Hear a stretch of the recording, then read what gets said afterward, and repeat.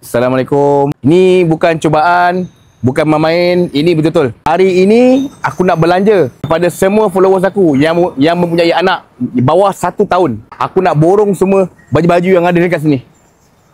Hari ini aku nak borong.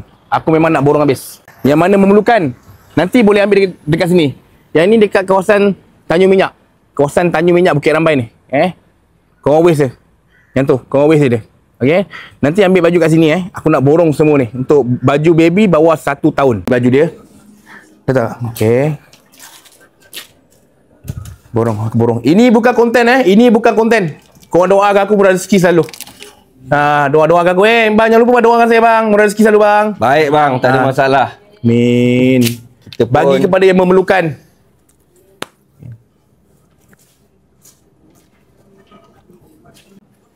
So untuk support konten abang hari ni, kita juga ada beberapa juga untuk website kita. Kita kasih dia kelebihan lagi. Okay, mana? Alright, kita ada 2 ke 3 bag lagi lah extra. Baju? Yes, baju. Sama juga untuk bawah setahun. Sama juga untuk bawah setahun lah. Ambil dekat sini bang Betul, boleh. Alhamdulillah murah rezeki bang. Dah clear? Clear. Wah, cantik. Jadi total dia 500 bang 500 sekian bang. Okay. Jadi abang bagi bang kepada saya jual dan saya tolong abang untuk sedekahkan kepada bagi yang memerlukan. Kepada siapa yang memerlukan. Okay, geng. Ini bukan gurauan, ini bukan cobaan, ini serius.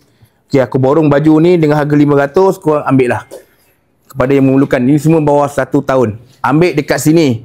Tak ada wasabi, tak ada nak lock-lock, tak ada. Ambil dekat sini. Sini Sunshine selain kita offer barang-barang bundle, kita juga ada barang-barang pre-love UK. Okay, so UK? Are you serious?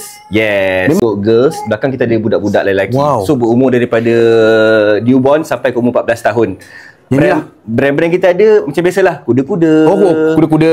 Baik. Sungai Pulau. Itu dalam bahasa Melayu. Sungai Pulau. Baik. Kan? Betul? Banyak lagi. Korang nak ni, korang boleh datang. 100. Ya ni. Banyak ni bang. Running. Belakang kita ada lagi ni. Lebih 1000. Lebih? 1000 kat kedai ni. Wow. So korang datang, range memang banyak. Okay. Kita offer variety banyak. So kat sini bukan sekadar produk tapi services. Kan? So kalau kau masuk, kau tak rasa macam butik. Ni contohlah kalau customer datang, dia nak minta demand kurang harga boleh ke? Boleh. Kita buat promotion. Promotion 5% ke 10% diskaun. Kita juga ada member. Kalau kau tahu kita punya POS, korang daftar QR, customer pertama dapat RM10 voucher. Aman tajuk punya perdana, Sunshine Kids Boutique. Wish Sunshine Kids Boutique. Korang waste dia. Yang tu, korang waste dia. Okay.